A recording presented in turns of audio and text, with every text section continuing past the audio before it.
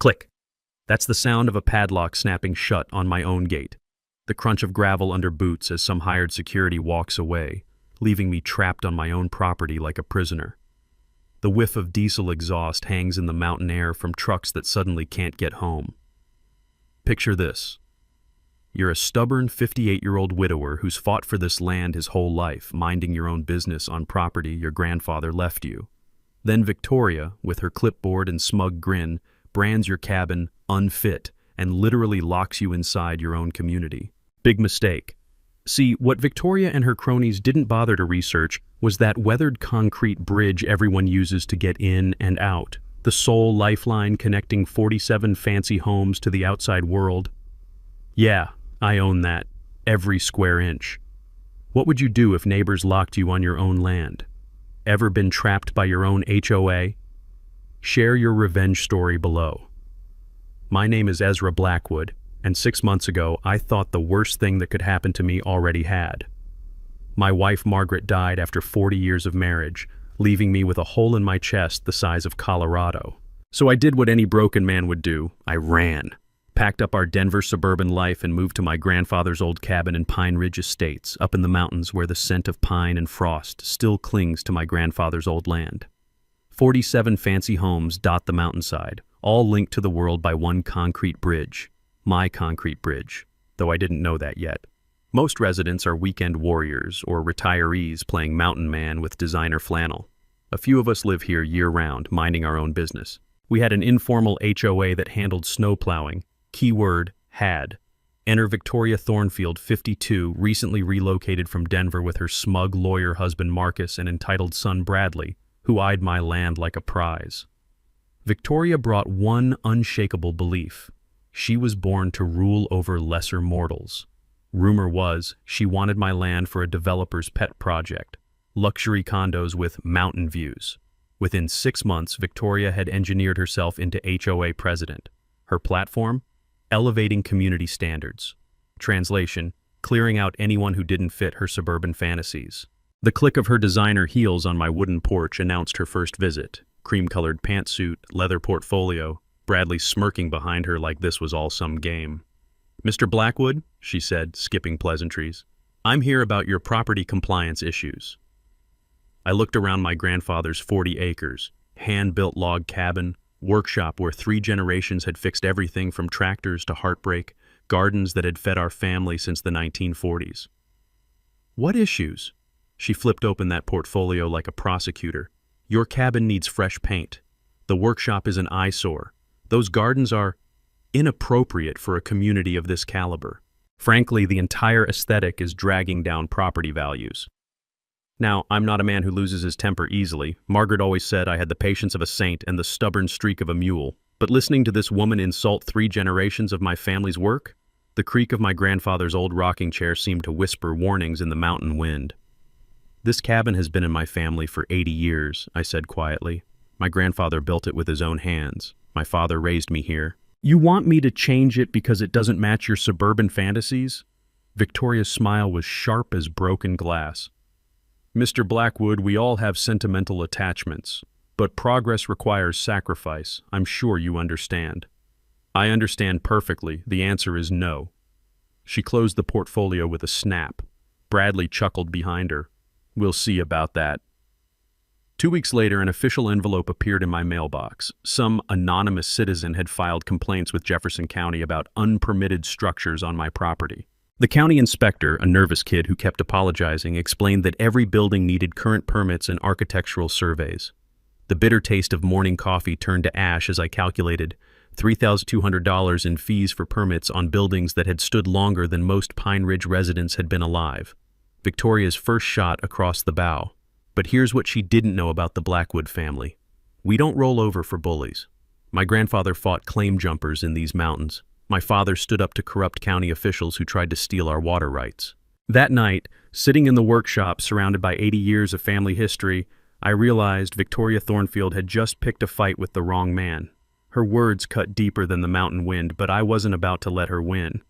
She thought she was dealing with some grieving old fool who'd pack up and disappear. She had no idea who she was messing with. Ever had a neighbor try to control your life? Wait till you hear what I did next. Victoria didn't waste time savoring her permit victory.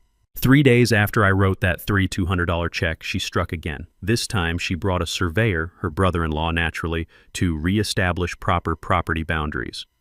I was drinking my morning coffee when I heard the whir of surveying equipment cutting through the mountain silence. Through my kitchen window, I watched Victoria's brother-in-law, smirking like her, set up his shoddy transit on what I knew damn well was my land. "Morning," I called out, walking over with my coffee still steaming in the cold air. "Mind telling me what you're doing on my property?" Victoria's brother-in-law had the surveying skills of a drunk GPS and twice the arrogance. "We're resurveying community green space," he said, not bothering to look up. "Seems there's been some confusion about boundaries." "No confusion here. My property line runs 20 feet past that oak tree. Been that way since 1943, long before this community existed." He finally looked at me, that family smirk widening like he was enjoying some private joke. "Well, according to our instruments, you've been encroaching on community property for years. Amazing what proper equipment reveals." The younger assistant looked nervous, constantly checking his notes and glancing between his boss and me. Smart kid. He could smell the bullshit even if he wasn't brave enough to call it out. Within hours, Victoria's brother-in-law had discovered that my property line was mysteriously 20 feet smaller than it had been for 80 years. By the next afternoon, a crew was installing an 8-foot privacy fence, not on the disputed line, but 15 feet onto my land. The thunk of fence posts being driven into frozen ground echoed like gunshots across the mountain. Each post felt like a stab at Margaret's memory, but I wasn't about to let Victoria win this psychological warfare. The fence blocked my family's hiking trail access and positioned itself perfectly to kill my workshop's morning sunlight, destroying 80 years of Blackwood routines with surgical precision. Mrs. Holloway appeared at my elbow around 3 o'clock, carrying a thermos of hot coffee and wearing the worried expression of someone who'd seen enough small-town politics to know how these things end. "This isn't right, Ezra," she whispered, squeezing my arm with surprising strength. "That fence is clearly on your land. We're with you, honey." Then she glanced nervously toward Victoria's house, where curtains twitched in an upstairs window, and hurried away like she was afraid of being seen consorting with the enemy. That evening I called Becker and Associates, the county's most respected surveying firm.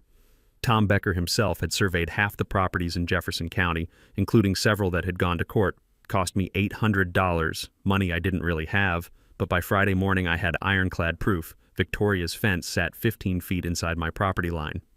But here's where my 40 years of engineering kicked in. When you've spent your career building bridges, dams, and roads, you learn that the devil lives in old documentation everyone forgets about.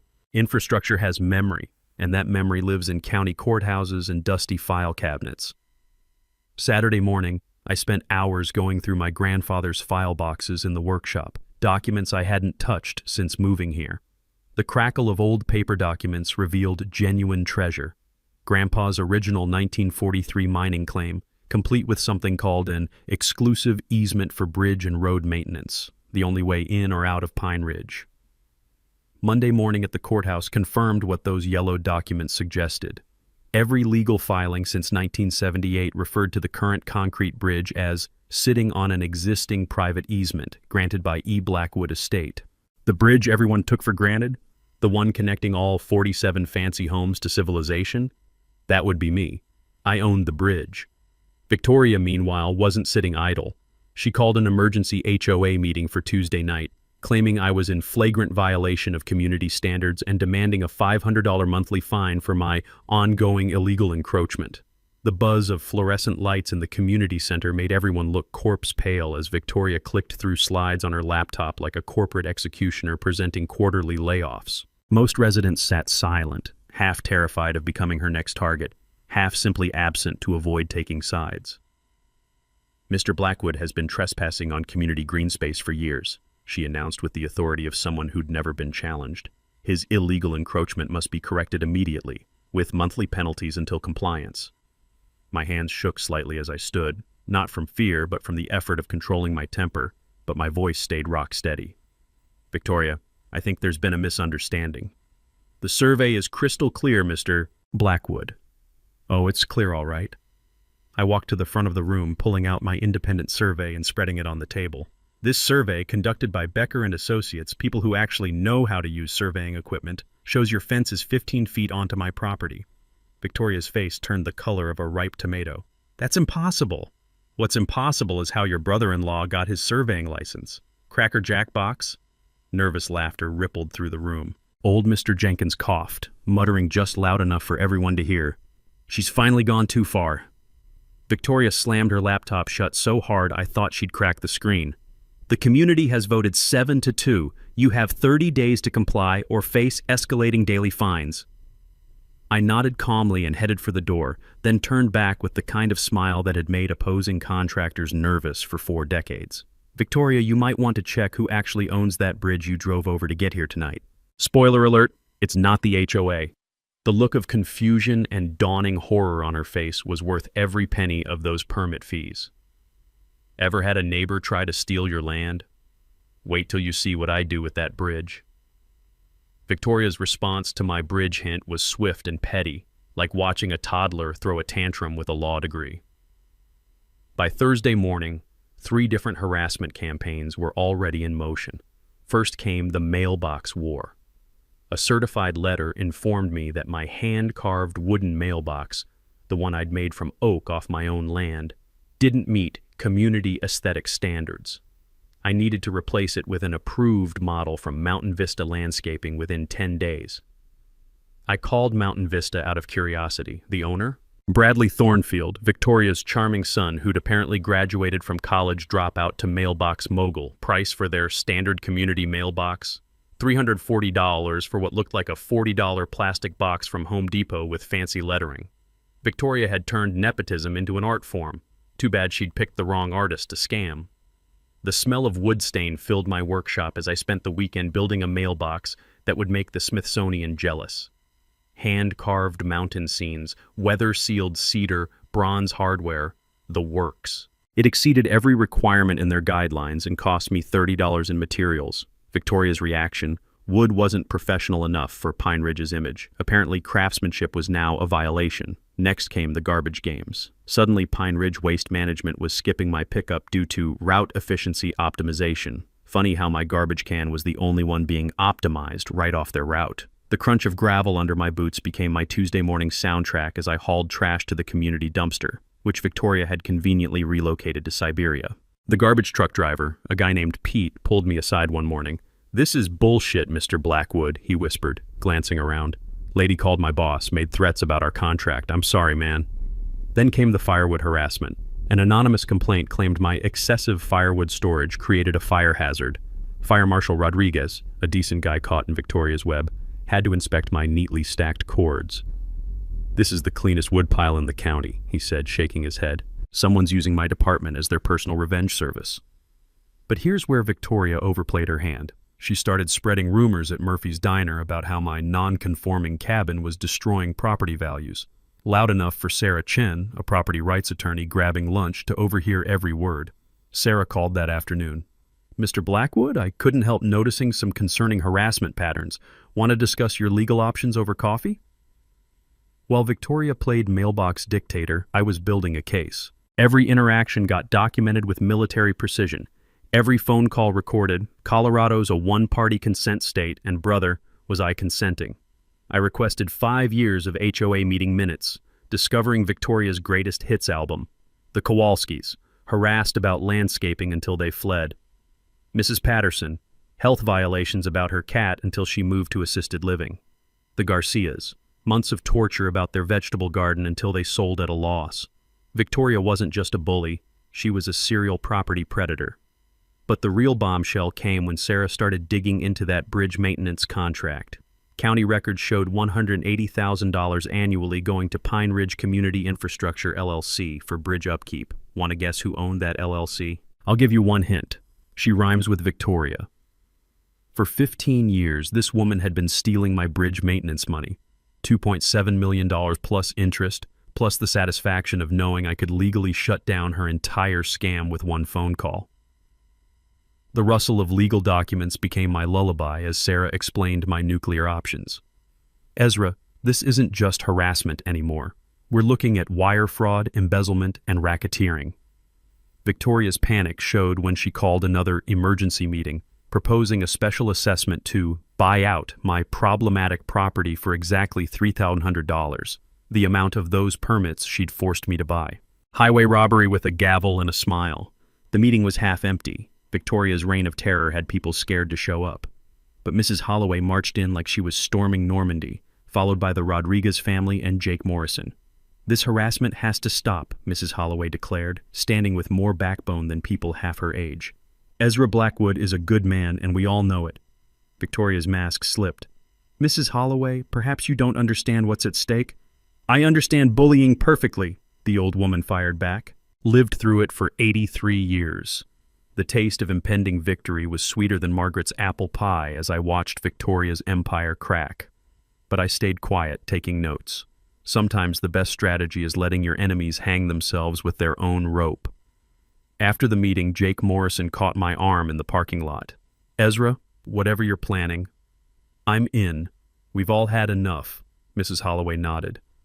"Time to remind Victoria who really runs this mountain." I shook their hands, thinking about that bridge and $2.7 million in stolen money. Victoria thought she was playing chess with a grieving old man. She had no idea she'd been playing with a demolitions expert. Victoria's next move proved she'd completely lost her mind. Instead of backing down after the disastrous community meeting, she doubled down like a Vegas gambler betting the mortgage on snake eyes. Monday morning, I woke up to the sound of construction.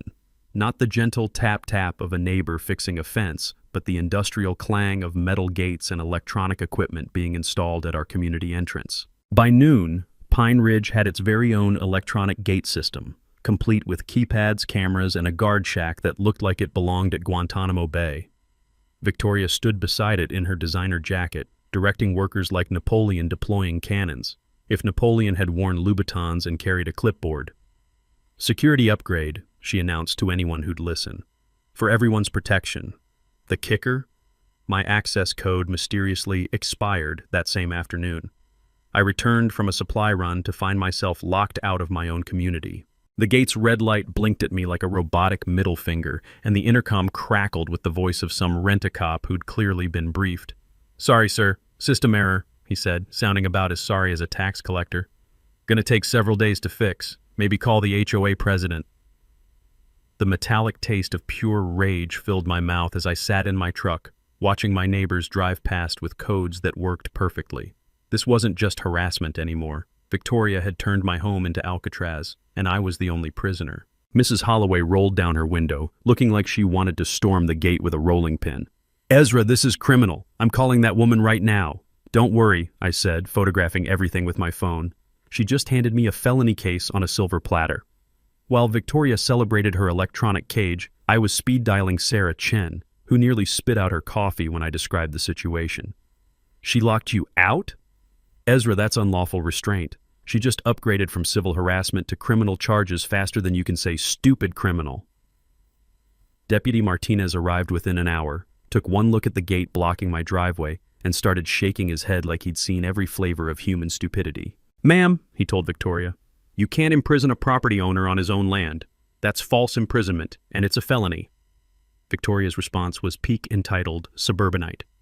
"Officer, I'm sure you don't understand the legal complexities of HOA governance and community safety protocols." "Lady, I understand handcuffs," Martinez cut her off. "Open the gate, now." But here's where I played my nuclear option. While Victoria argued with the deputy, Sarah was filing emergency injunctions and serving notice to the Colorado Department of Transportation about irregularities in bridge maintenance payments.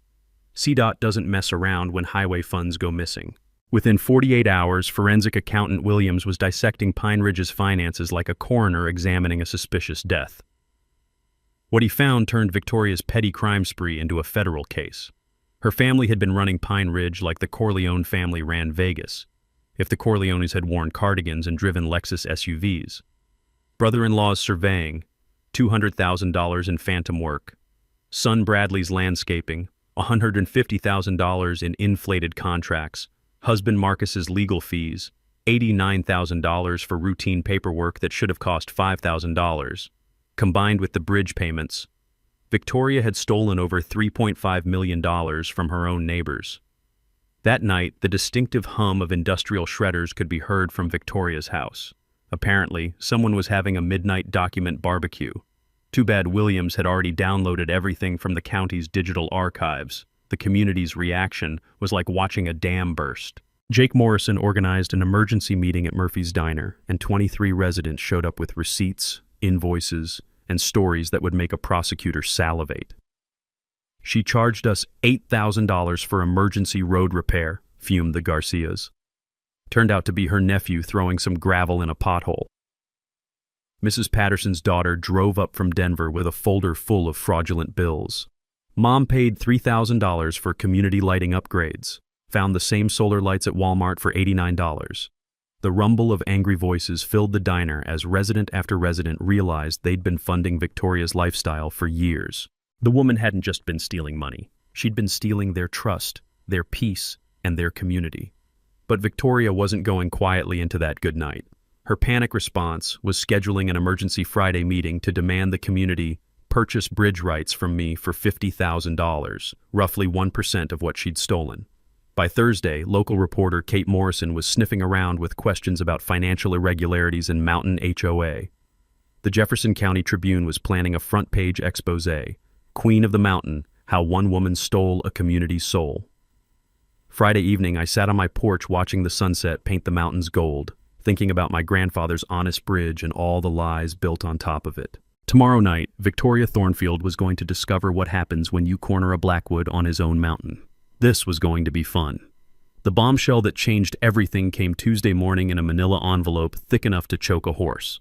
Sarah Chen had been busy with her forensic accountant, and what they'd uncovered made Victoria's gate stunt look like a parking violation. "Ezra," Sarah said over the phone, barely containing her excitement, "you need to sit down for this, and maybe pour yourself something stronger than coffee." The financial audit revealed Victoria hadn't just been stealing community funds. She'd been running a criminal enterprise that would make the Sopranos look like amateur pickpockets. The bridge maintenance scam was just the appetizer to a feast of fraud. The rustle of documents filled my kitchen as I spread Sarah's findings across my grandfather's old oak table. Every improvement project over 8 years had been inflated, falsified, or completely fictional. Snow removal contract? Victoria's cousin charged $40,000 annually for work worth $8,000. Emergency septic repairs? Brother-in-law's plumbing company billed $75,000 for replacing perfectly functioning systems. Even the community newsletter was a grift, $15,000 annually for Victoria's personal propaganda sheet. Marcus's law firm had been billing legal consultations that consisted mainly of teaching Victoria new ways to steal. Bradley's landscaping business existed solely to turn $20 worth of daisies into $500 invoices. The kid couldn't grow mold in a shower, but he could sure grow invoices. Total theft, $847,000 from community funds, plus $2.7 million in bridge payments. But here's where Sarah hit pay dirt that explained everything. Buried in 1962 property records, she'd discovered the real reason Victoria wanted me gone. My grandfather's original 40 acres had included Victoria's current lot. He'd lost it in a poker game to her late father-in-law, Theodore Thornfield Sr. Family legend said Grandpa suspected cheating but couldn't prove it. A busted straight against a suspiciously convenient full house. The bitter taste of 60-year-old betrayal filled my mouth as the pieces clicked together. Victoria had known about my bridge ownership from day one. Her entire harassment campaign wasn't about community standards. It was revenge for a poker game older than color television, wrapped in the biggest HOA theft in Colorado history. The criminal picture was stunning in its scope. Williams, the forensic accountant, called it organized crime in cardigans, a systematic looting operation disguised as community improvement. Forged invoices, phantom work orders, kickback agreements hidden in legitimate contracts. Victoria's desperation was showing in real time.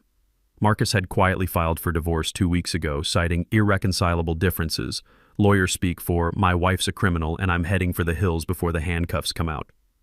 Bradley had been frantically trying to withdraw money from his business accounts, only to discover the IRS had frozen everything pending audit.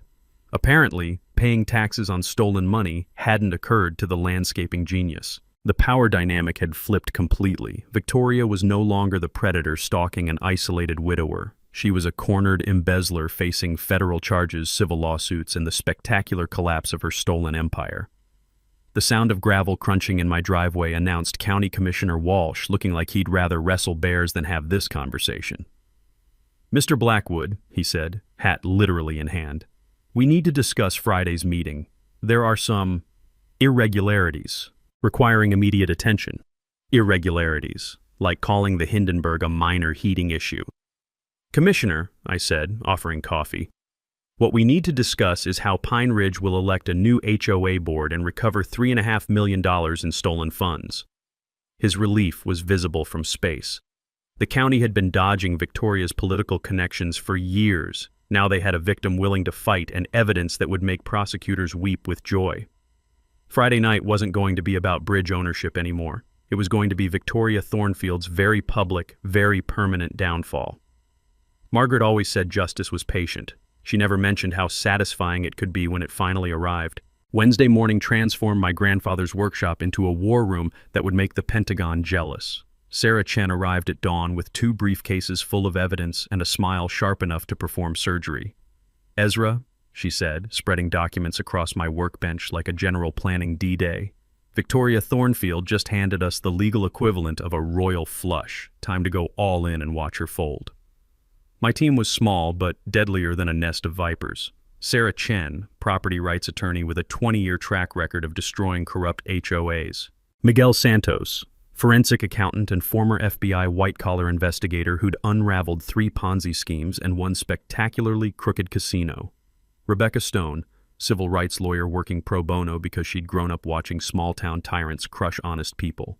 And my ace in the hole, retired Judge Hamilton Gray, my old Army buddy who knew every legal loophole in Colorado, and a few that weren't in the books yet. The aroma of fresh coffee and impending justice filled the workshop as we laid out our battle plan. Maps of property boundaries covered one wall. Financial flow charts showing Victoria's elaborate money laundering covered another. Timeline charts documenting 8 years of systematic theft lined the third wall like a prosecutor's wet dream. "This isn't just about your bridge anymore," Rebecca said, pointing at the evidence with the enthusiasm of a kid unwrapping Christmas presents. "Victoria's created a textbook RICO case. We're talking federal racketeering charges." The financial strategy was beautiful in its devastating simplicity. I could legally close the bridge tomorrow, turning Pine Ridge into an expensive island. The structure needed $400,000 in deferred maintenance, work Victoria had been collecting money for while apparently using it to fund her Botox addiction instead. "Here's the gorgeous part," Miguel explained, his calculator clicking like a casino slot machine hitting jackpot.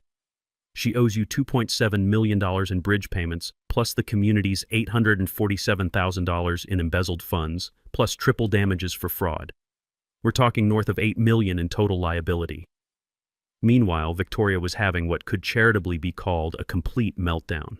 Sources at the county courthouse reported she'd shown up Tuesday demanding to speak to someone in charge about harassment by rogue attorneys. When told the investigation was legitimate, she'd reportedly screamed about corrupt government officials before storming out in her Lexus. The community organizing was pure poetry in motion. Mrs. Holloway had weaponized her Bridge Club network, spreading truth faster than Victoria had once spread lies. Every coffee morning, book club meeting, and grocery store encounter became a tactical briefing. "Honey," she told me Thursday morning, "these women have been suspicious for years. Victoria's designer wardrobe while we're paying emergency assessments? Her annual business trips to Europe? We're not stupid, we just needed someone with the backbone to fight." Jake Morrison had rallied every working-class resident who'd ever been on Victoria's target list. The informal alliance included contractors, handymen, teachers, and nurses, people who actually worked for their money instead of stealing it from neighbors. Maria Rodriguez brought evidence that would make prosecutors weep with joy. Photos of Victoria's professional landscaping that consisted of throwing wildflower seeds on dirt and charging $5,000 per yard. "She fined us for hanging laundry outside," Maria said, her nurse's composure cracking with righteous anger. "Called it unsightly. This from a woman stealing our money to fund plastic surgery and complaining about our clean clothes." The click of computer keyboards became our evening soundtrack as we compiled evidence into presentations so damning they should come with warning labels. Every fraudulent invoice, every inflated contract, every kickback payment was documented with precision that would impress an IRS auditor during tax season. The media strategy was chef's kiss perfect. Reporter Kate Morrison wasn't just covering local corruption anymore, she was documenting the biggest municipal fraud case in Colorado history. Denver TV stations were sending crews. A true crime podcast called Bridge to Nowhere was already in production. Victoria's political protection had evaporated faster than water in Death Valley. County Commissioner Walsh publicly announced a comprehensive investigation into governance irregularities. The state attorney general was asking pointed questions about oversight and accountability. The whir of my old printer working overtime became the soundtrack of approaching justice. We prepared 47 identical evidence packets, one for every household, containing Victoria's criminal greatest hits and calculations showing exactly how much each family had lost to her schemes. Bridge inspection reports confirmed what I'd suspected. The structure needed immediate repairs that Victoria had been collecting money for but never performing. Engineering analysis proved I could legally close it for safety reasons, effectively holding the entire community hostage until someone ponied up $400,000. Hamilton Gray provided the legal coup de grace. "You don't need to destroy Victoria," he said, reviewing our evidence with professional satisfaction. "She's already destroyed herself. We just need to document the spectacular explosion." By Thursday evening, everything was locked and loaded, evidence ready, media alerted, law enforcement briefed, Victoria isolated and panicking. Friday night was going to be more entertaining than Netflix and twice as satisfying. Time to show Victoria what happened when you picked a fight with the wrong mountain man. Victoria's descent into full-blown criminal desperation began Thursday morning when she hired a private investigator to dig up dirt on my past. Unfortunately for her, she'd picked the wrong target for a smear campaign. The PI, a sleazy guy named Kruger who looked like he'd failed the police academy twice, spent exactly 3 days investigating Ezra Blackwood before having what could only be described as a crisis of conscience. "Mr. Blackwood," he said, appearing at my door Friday morning looking embarrassed enough to hide under a rock, "I need to return Mrs. Thornfield's money and give you some information. Turns out my military service record and engineering awards made me look like a Boy Scout compared to Victoria's criminal enterprise." But Kruger had discovered something even more damaging. Victoria's previous HOA conflicts in Denver, where she'd used identical tactics against 3 different communities before fleeing to Pine Ridge. "She's a serial HOA predator," Kruger explained, handing me a thick file. "Denver, Colorado Springs, Boulder, same pattern every time. Take over the board, install family members as contractors, steal everything that isn't nailed down, then disappear when the heat gets too intense." The rustle of damning evidence felt like Christmas morning as I flipped through photos of Victoria's previous victims and their remarkably similar stories. But Victoria wasn't done making catastrophically stupid decisions. Thursday afternoon, she approached County Inspector Williams with an envelope containing $5,000 in cash and a suggestion that my cabin might have structural issues requiring immediate condemnation. Williams, an honest civil servant with 30 years of experience and zero tolerance for corruption, immediately reported the bribery attempt to the district attorney's office. "Ma'am," he told Victoria, "I've seen some desperate people in my time, but trying to bribe a county official is a new level of stupid. Have a nice day and expect a visit from some folks with badges." Meanwhile, I was playing the longest chess game of my life.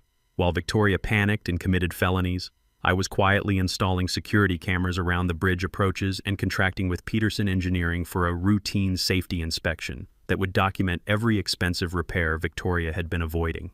The bridge inspection results were damning: structural degradation that should have been addressed annually, drainage issues that could cause foundation problems, railing systems that violated current safety codes. Total repair cost: exactly the $400,000 Victoria had been stealing for maintenance. The mechanical whir of Peterson's equipment echoed across the valley as they documented 8 years of deferred maintenance that Victoria had been collecting money for while spending it on designer handbags. Sarah Chen arranged with the Colorado Department of Transportation for emergency access protocols, basically legal permission to close the bridge if safety concerns required it. CDOT was thrilled to cooperate, considering they'd been unknowingly funding Victoria's shopping sprees with highway maintenance money. Victoria's family was imploding spectacularly. Marcus had moved out Tuesday night, taking nothing but his law books and his dignity. Bradley was frantically trying to liquidate his fake landscaping business before the IRS seized everything. Even Victoria's sister Patricia, a Pine Ridge board member, resigned in a letter that basically said, "I can't be associated with this criminal anymore." The community intimidation campaign was Victoria's final desperate gambit. Anonymous threatening letters appeared in mailboxes of my supporters, warning about consequences for supporting troublemakers. Social media harassment targeted Maria Rodriguez and Jake Morrison with fake accounts posting personal information and veiled threats. The scratch of security camera installation in pre-dawn darkness became my new morning routine as I documented every act of harassment. Victoria was creating evidence against herself faster than a criminal justice textbook could catalog felonies. But her biggest mistake was underestimating Mrs. Holloway's tech-savvy college grandson, Tommy, who traced the anonymous harassment back to Victoria's home IP address in about 20 minutes. "Grandma," Tommy announced at Sunday dinner, "your HOA president is really bad at cybercrime." The digital forensics revealed Victoria had been using her home computer to create fake social media accounts, send threatening emails, and even post fake negative reviews of local businesses that supported me. She'd left an electronic trail that would make prosecutors dance with joy. Sheriff's deputies arrested Bradley Tuesday afternoon for vandalizing the Rodriguez family car, caught on 3 different security cameras spray painting "traitors" across their windshield. The kid pleaded guilty immediately, probably hoping cooperation would reduce his mother's inevitable sentence. The buzz of legal documents being served became Pine Ridge's new background noise as process servers delivered subpoenas to Victoria's remaining allies. Criminal charges were being filed faster than she could hire lawyers to defend against them. By Wednesday, Victoria was calling emergency meetings that nobody attended, sending emails that nobody answered, and making threats that nobody feared. Her reign of terror had collapsed into a one-woman pity party with an audience of 0. The final straw came when she attempted to call the FBI to report me for domestic terrorism and threatening critical infrastructure.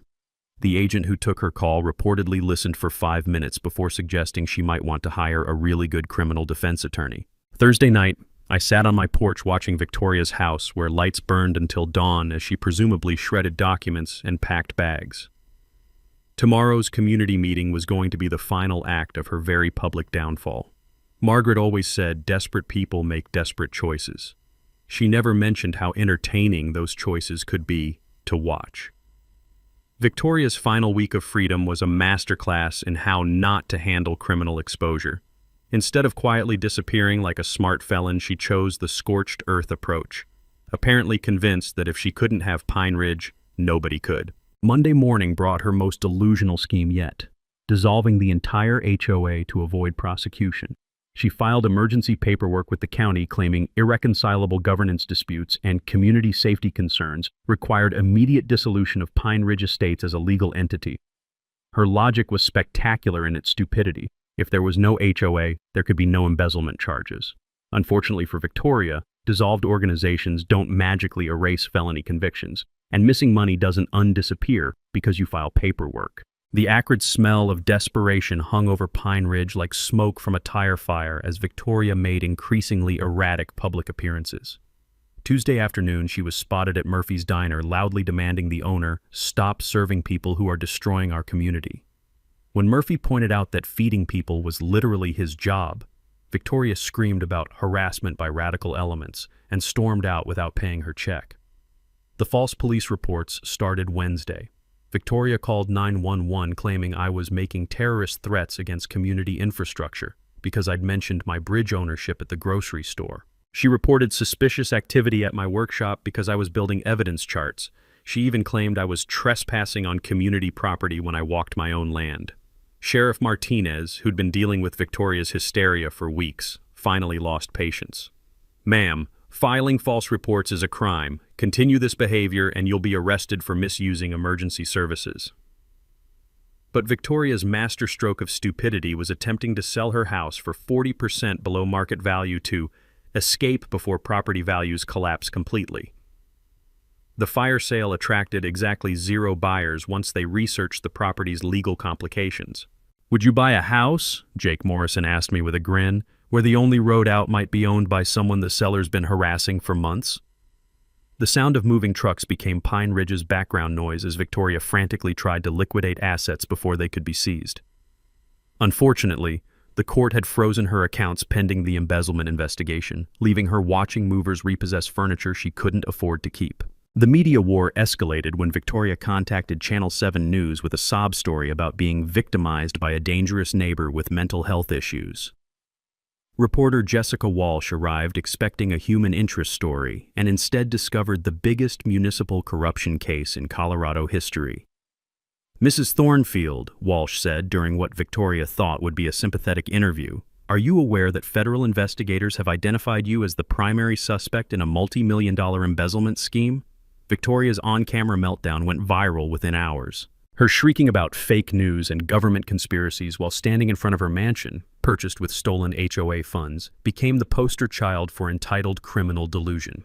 The community revolt reached critical mass Thursday when Victoria showed up uninvited at my property demanding immediate negotiations to resolve this misunderstanding. She'd apparently convinced herself that charm and entitlement could fix federal criminal charges. "Ezra," she said, standing on my porch in a designer outfit that cost more than most people's cars, "surely we can work something out between reasonable people." "Victoria," I replied, camera rolling to document everything, "reasonable people don't steal $3.5 million from their neighbors." Her mask finally slipped completely. "You have no idea what you've done," she screamed. "I'll burn this whole place down before I let you destroy everything I've built." The crack in her voice revealed someone finally understanding that consequences were real and unavoidable. Mrs. Holloway, who'd been walking by with her daily constitutional, stopped to witness Victoria's complete psychological breakdown. "Honey," the old woman said with devastating gentleness, "what you built was made of lies and stolen money. It was always going to fall down." Victoria's response was to threaten legal action against everyone involved in this conspiracy. When I pointed out that her husband had filed for divorce and her son was facing criminal charges, she began screaming about corrupt judges and rigged systems. The final confrontation was scheduled for Friday night's emergency meeting, Victoria's last chance to control the narrative before criminal charges were filed. She'd sent emails to every resident promising shocking revelations about dangerous elements threatening our community. What she didn't know was that 43 of 47 households had already received our evidence packets. The shocking revelations were going to be about her, not me.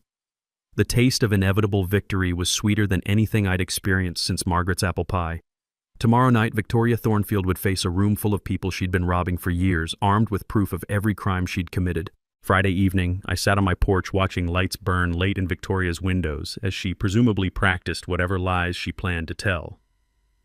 The mountain was silent except for wind through the pines and the distant sound of justice approaching like thunder. Margaret used to say that truth always finds a way. She never mentioned how satisfying it would be to watch it arrive. Friday night, the Pine Ridge Community Center looked like a cross between a town hall meeting and a public execution. 200 people packed into a space designed for 50, with regional TV crews setting up cameras and sheriff's deputies positioned strategically around the room. Victoria arrived fashionably late in her Lexus, apparently still believing she could control the narrative. She wore her most expensive outfit, a cream-colored suit that probably cost more than most residents' monthly mortgage payments, and carried herself with the delusional confidence of someone who'd never faced real consequences. The buzz of anticipation filled the room as she strode to the podium like she was accepting an award instead of facing a firing squad of angry neighbors armed with evidence of her crimes. "Ladies and gentlemen," Victoria began, her voice projecting the artificial authority she'd wielded for years, "I've called this emergency meeting to address the malicious attacks against your elected leadership and the dangerous elements threatening our community's safety." The crowd's reaction was immediate and hostile. Shouts of, "Where's our money?" and "Thief!" erupted from the audience. Mrs. Rodriguez stood up, holding her evidence packet like a weapon. "Victoria, we know about the fake landscaping bills. We know about the bridge money. We know about everything." Victoria's composure cracked slightly, but she pressed on with her prepared lies. "These accusations are the desperate attempts of a disturbed individual who—" "That's enough." My voice cut through her babbling like a knife through butter. The room fell silent as I stood up, holding a manila folder thick enough to choke a horse. The click of my boots on the wooden floor echoed as I walked to the front of the room. Behind me, Sarah Chen wheeled in a cart loaded with evidence boxes. Miguel Santos set up a laptop connected to the overhead projector. The cavalry had arrived. "Ladies and gentlemen," I said, turning to face the crowd, "let me tell you about a bridge." I opened the folder and pulled out my grandfather's 1943 mining claim documents, holding them up for everyone to see. "This is the deed that proves my family has owned the bridge connecting Pine Ridge to the outside world for 81 years. Gasps rippled through the audience. Victoria's face went from confident to confused to horrified in the span of 3 seconds. For the past 15 years, I continued, the Colorado Department of Transportation has been paying bridge maintenance fees to Pine Ridge Community Infrastructure, LLC. That's Victoria's shell company. She's been stealing money that legally belongs to me, $2.7 million. The projector screen lit up with financial documents showing every fraudulent payment. The crowd's murmur turned into an angry roar as they saw the scope of Victoria's theft. But that's not all, I said, enjoying every second of Victoria's growing panic. Mrs. Thornfield has been running a criminal enterprise disguised as community improvement. Every project, every contract, every special assessment, all of it designed to funnel your money into her family's pockets. Miguel stepped forward with a laser pointer, highlighting the financial flowcharts showing Victoria's embezzlement network. Total theft from community funds, $847,000 over 8 years. Brother-in-law's surveying company, son's landscaping business, husband's legal fees, all inflated by hundreds of %. Victoria tried to interrupt. These are fabricated documents. This is a conspiracy to... Ma'am, Sheriff Martinez said, stepping forward with handcuffs gleaming under the fluorescent lights. You have the right to remain silent. I'd suggest using it. The room erupted in applause as Martinez read Victoria her rights. Criminal charges, embezzlement, fraud, bribery, filing false police reports, and racketeering. Federal prosecutors were preparing additional charges related to interstate wire fraud and money laundering. The metallic click of handcuffs closing around Victoria's wrists was the sweetest sound I'd heard since Margaret's laughter. The woman who'd tried to destroy my life was finally facing justice for her crimes. "You can't do this," Victoria screamed as deputies led her toward the door. "I'll fight this. I'll appeal. Victoria," I called out, stopping her mid-rant. "You might want to save your energy. You're going to need a really good lawyer." The crowd's laughter followed her out the door and into the patrol car, where camera flashes documented the end of her reign of terror. County Commissioner Walsh took the podium to announce the immediate dissolution of Victoria's HOA board and the appointment of an interim governance committee. Criminal prosecutors would work with federal investigators to recover stolen funds and return them to the community. "Mr. Blackwood," he said, turning to me, "what are your intentions regarding bridge access?" I stood up, looking at the faces of neighbors who'd suffered under Victoria's tyranny for years. "The bridge will remain open, but Pine Ridge is going to purchase proper ownership for fair market value, $50,000. That money will go directly into a community scholarship fund." The standing ovation lasted 5 minutes. Mrs. Holloway wiped tears from her eyes. Jake Morrison pumped his fist in the air. Maria Rodriguez hugged her children, finally free from Victoria's harassment. The flash of camera bulbs documented the moment Pine Ridge reclaimed its soul from a thief who'd nearly destroyed it. Outside, Victoria's patrol car disappeared into the mountain darkness, carrying away 8 years of corruption and fear. Justice had finally come to Pine Ridge, and it had arrived in handcuffs. 1 month later, Victoria Thornfield stood in Jefferson County Court wearing an orange jumpsuit that clashed spectacularly with her designer sensibilities. She pleaded guilty to embezzlement, fraud, and bribery charges rather than face a trial that would have lasted months and embarrassed her even more publicly. Judge Hamilton Gray, my old Army buddy, now presiding over Victoria's sentencing, showed no mercy for HOA tyrants who robbed their neighbors. 3 years in state prison, $3.5 million in restitution, and 500 hours of community service cleaning highways. Marcus had already fled to Denver with his tail between his legs, while Bradley was working minimum wage at a gas station, apparently learning what honest work looked like for the first time in his privileged life. The sound of children's laughter now filled the space where Victoria's mansion once stood.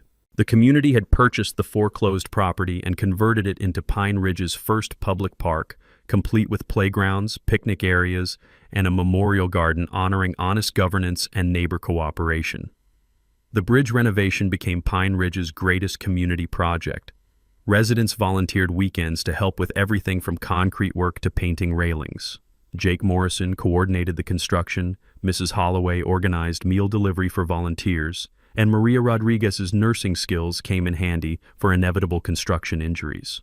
The new HOA board, elected in a landslide vote for transparency, implemented revolutionary concepts like competitive bidding, public financial records, and monthly meetings with actual citizen participation.